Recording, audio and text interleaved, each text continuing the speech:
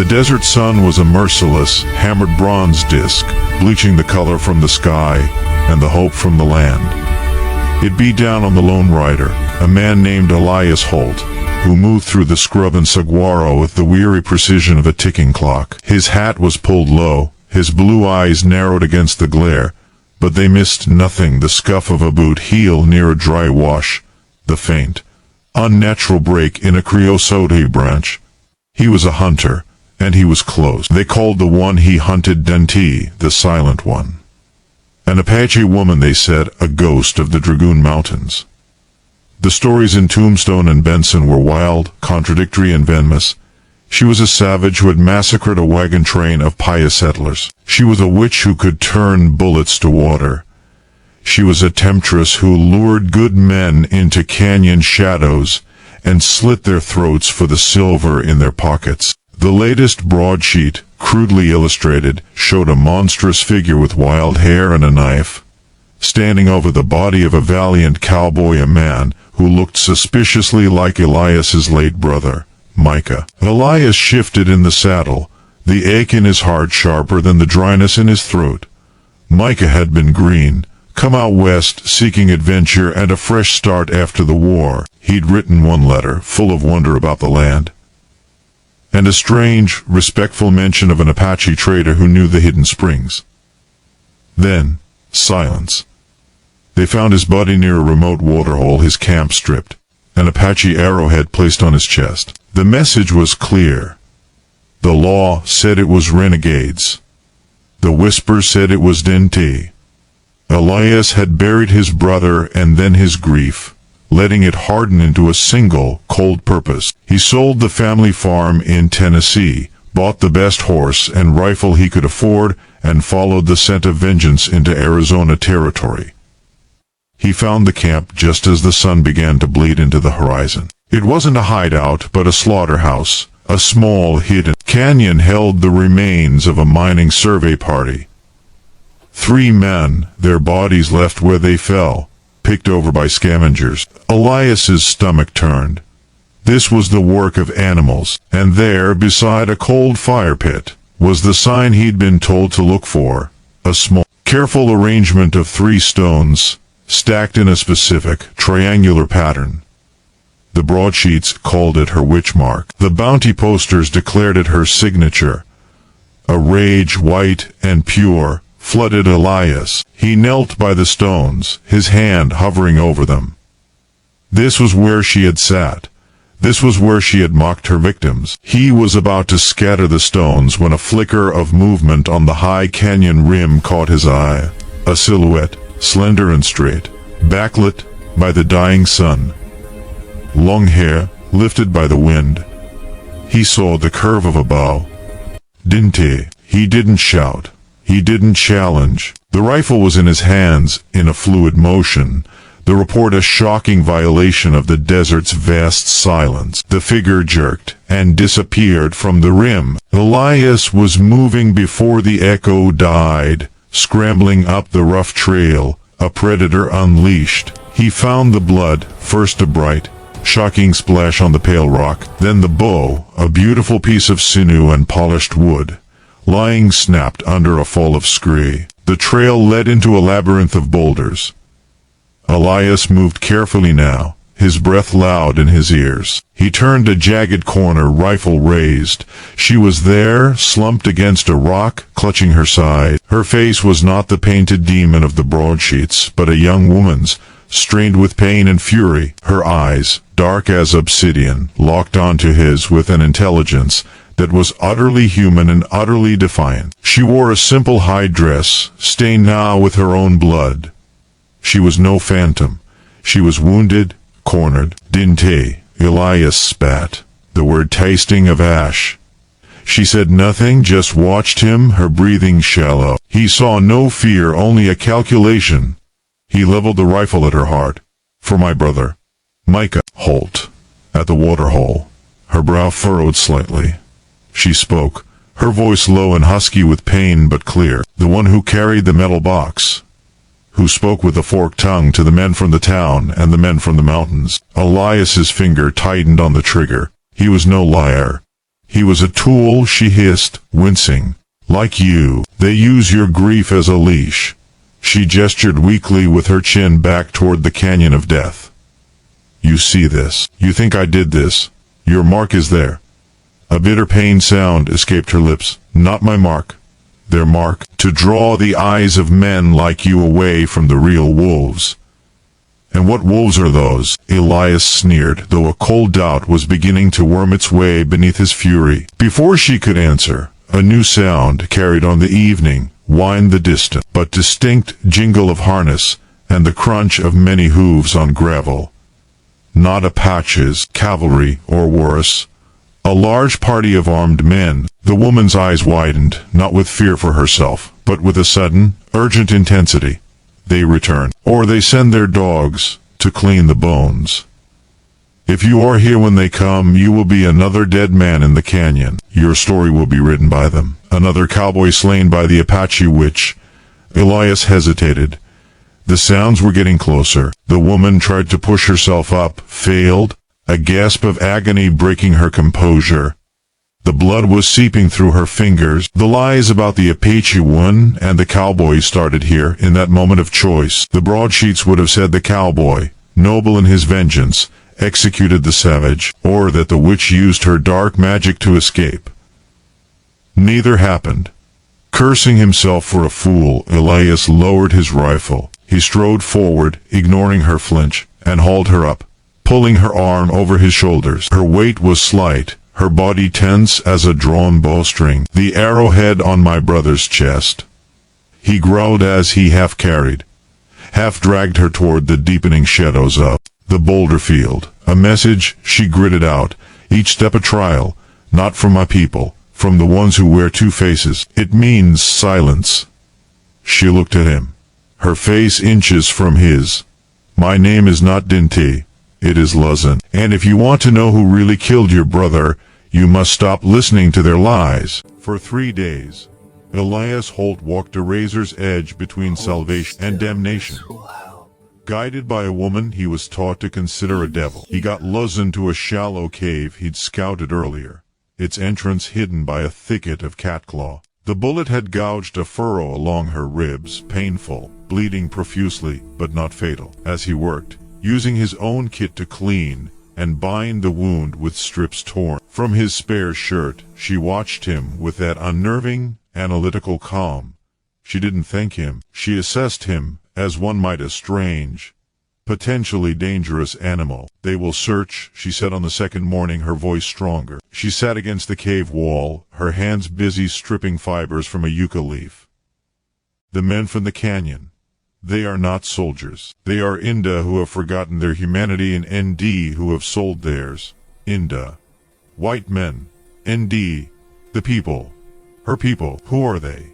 Elias asked, handing her a piece of hardtack. She examined it curiously before taking a small bite. The metal your brother carried, she began, ignoring his flinch at the mention of mica. It was a surveyor's tool. He worked for the Silver Vein Consortium. They hire men to find the silver in these mountains. But the mountains are not empty. There are still bands of my people here, in the deepest places. There are also Mexican families who have lived in the canyons for generations. The consortium does not see people. They see obstacles. Elias listened, the pieces beginning to shift, and form a new, uglier picture. Micah, idealistic Micah, talking about mapping a new frontier for progress. The consortium hires two kinds of men. Luzon continued, her fingers weaving the fibers with a swift, practiced motion. Public men, like your brother, to make the maps, to look legitimate in Tucson. And private men, gunslingers, scalp hunters, renegades from my own tribe, paid in whiskey and rifles. The public men draw the lines. The private men erase the problems. The wagon train massacre? Elias asked, his voice hollow. A community of ND and Mexicans who refused to leave a valley the map said was empty. Erased. The blame was placed on renegade Apaches. Conveniently, no one was left to say otherwise. And the mining party in the canyon? They were the public men, the map makers. They had finished their work for a new strike. They knew too much. So the private men were sent to erase them, and to leave signs that would point the anger of the world to me.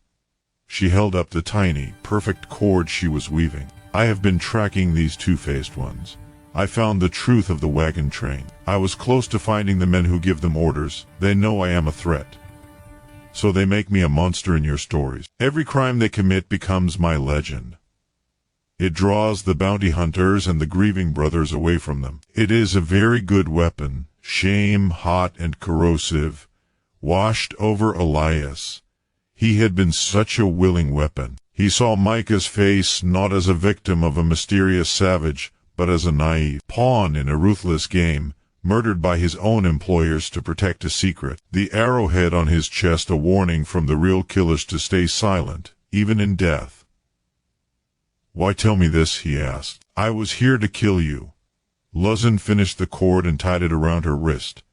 "Because you lowered your rifle. Because you saw the riders and chose to ask questions instead of finishing your vengeance. There is a capacity to see in you. And," she added pragmatically, "I am wounded. You can shoot. Together, perhaps we can find the proof that will stop the lies and the killing." It was an insane proposition. A cowboy and an Apache woman, the most cliched enemies of the frontier, forming an alliance. The world would see only a kidnapping, or a betrayal, or a sordid romance. They would believe the lies. For the next week, they moved like shadows through the dragoons. Luzin taught him to read the land not as an obstacle to cross, but as a text, to be understood. The meaning of a displaced stone, the language of bird calls, the hidden seeps of water. He, in turn, taught her the mechanics of his Winchester, and she learned with a frightening, quick aptitude. They spoke little of personal things, their partnership built on a shared, burning purpose, to find the nexus where the sleek, suited men of the consortium met with their brutal, shadowy tools. They found it at a place called Coyote Springs, a deceptively peaceful meadow where a cold, clear pool fed a patch of stubborn grass. It was a crossroads between the Apache heartland and the stagecoach route to Tucson. They watched from a high perch as a well-dressed man from the city arrived in a buggy, accompanied by two rough-looking guards. Later, a group of 4 men rode in from the wild country. They were a vile mix, 2 white men with the dead eyes of hired killers and 2 Apache renegades, their traditional dress mixed with stolen cavalry jackets. They met, talked, and exchanged a leather satchel for a small, heavy-looking strong box. Luzin's breath hissed out beside Elias. She pointed to one of the Apache renegades, a large man with a scar across his nose. "Gaon. He led the attack on the wagon train. He is a murderer of his own kin." Elias focused his rifle's telescopic sight on the well-dressed man. He recognized him, Alistair Finch, a prominent Tucson businessman and a board member of the Silver Vein Consortium, famous for his donations to the church and the Territorial Museum. A pillar of the community. As the meeting broke up, Finch, looking pleased, opened the strong box. The desert sun flashed on what was inside, not coin, but raw, jagged chunks of silver ore, the proof. The satchel he'd given Gaon was no doubt payment for the latest erasure, the survey team. "We need that satchel," Elias whispered. "The order's inside. And we need Finch to confess." Luzin nodded, her eyes on Gaon. "The wolf leads the pack. We take him, we may get the satchel. But the man from the city, he will flee to his walls of paper and lawyers. Your people's law does not touch such men." Elias felt the old, cold certainty of vengeance return. But it was refined now, redirected. "Then we make a law of our own. We give him a story he can't hide from." The plan was audacious, born of desperation, and a hardened understanding of how their world truly worked. It relied on theater, on forcing the hidden truth into the blinding light of day. They tracked Gaon and his 3 killers for 2 days, waiting for a moment of separation. It came when the renegades stopped to water their horses at a stagnant tank. Gaon, arrogant, walked a short distance away to relieve himself. Lawson moved like smoke. There was no war cry, only the soft rush of moccasins on gravel. As Gaon turned, she was already upon him. It was not a fight, it was a swift, brutal execution of justice. Her knife found its mark before he could even cry out. Elias covered the other three from the ridge, his rifle trained, but they were too busy with their horses to notice their leader's silent fall. By the time they did, Lawson had vanished back into the rocks, the leather satchel clutched in her hand. Inside, as hoped, were orders, crudely written but explicit, detailing the location of the survey team, and instructions to clear the area and leave the agreed sign. They were signed with a single looping initial that Elias knew from consortium documents, F. The next part was Elias's task. He rode hard for Tucson, leaving Lawson in the mountains with the evidence. He cleaned up, bought a new shirt, and walked into the plush offices of the Silver Vein Consortium as Elias Holt, grieving brother seeking closure. He requested a meeting with Alistair Finch, spinning a tale of wanting to invest his brother's modest estate in a stable, respectable enterprise. Finch, sleek and patronizing, received him. Elias played his part perfectly, the weary, saddened cowboy, impressed by the fine wood and brass. Then, as Finch offered him a cigar, Elias let his mask slip. He placed the stolen orders on the desk. "I found these on the body of the Apache who killed my brother," Elias said, his voice quiet and deadly. "Fascinating reading. Your initial, Mr. Finch." "We need to address this immediately." Finch's face went from pink to gray. He sputtered denials, reaching for a bell to summon help. Elias leaned forward, his hand covering Finch's. "Bring that bell, and I'll tell the sheriff where to find the strong box you keep at Coyote Springs, the one with the ore from the empty valley. But I have a better idea." Finch froze, his eyes darting. "What do you want? Money?" "I want a story," Elias said. "A true one. You're going to write a letter to the Tucson Sentinel. You're going to confess to hiring criminals to clear land for your mines. You're going to name the men you hired for the wagon train and the survey party killings. And you're going to clear the name of the Apache woman you've been slandering." Finch laughed, a dry, brittle sound. "And why would I do that?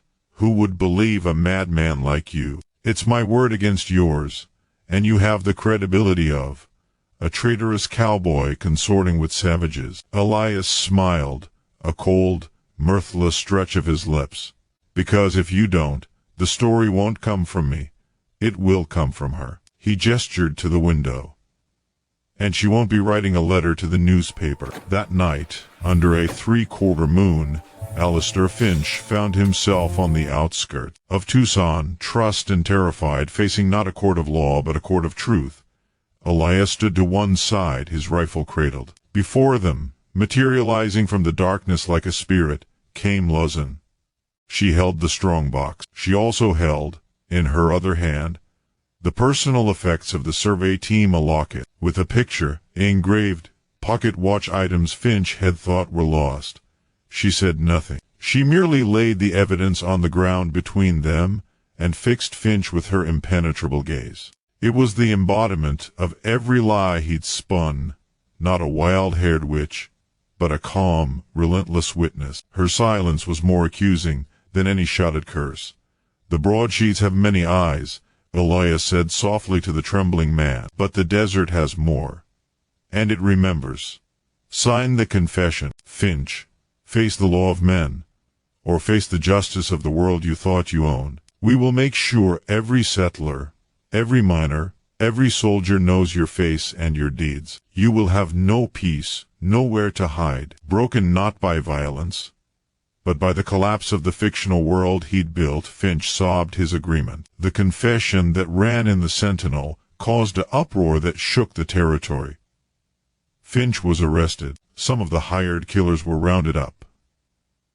The Silver Vein Consortium collapsed in scandal. The official story of the wagon train massacre and the survey team murders was rewritten, though the new version was sanitized, awkward, and buried on page 4. And the story of the Apache woman and the cowboy, it splintered. Some said Holt had been bewitched, led into treachery by a savage enchantress. Others spun a romantic fable of forbidden love on the desert frontier. The bounty posters for Lozan were quietly taken down, but she remained a legend, now tinged with a confusing ambiguity. The truth was known only to two people. On a windy ridge, as Elias prepared to ride east, back to a world that would never understand, he offered Lozan his hand. She looked at it, then clasped his forearm in the warrior's way. "You stopped believing the lies," she said. "You gave me the truth," he replied. "What will you do?" She looked out over the vast, contested land, her homeland. "The wolves are scattered, but the hunger for silver remains. There will be new wolves. My work is not finished." But now, a faint, grim smile touched her lips. "The stories about me will have a seed of doubt. That is also a weapon." He nodded. There was no place for him in her fight, nor she in his world. Their alliance was born of a specific, terrible fire, and had burned with a clean, bright flame. It was enough. Elias Holt rode away, a man who had come for vengeance and found justice instead. Lozan, Dinty no longer, melted back into the mountains, a guardian whose true story was far more powerful than any lie. And in the whispered tales told in saloons and around campfires, a new hesitant phrase sometimes appeared, but I heard there was more to it. I heard the cowboy and the Apache woman. Well, it's probably just a story. The lies had been stopped. The truth, complex and enduring, could now begin.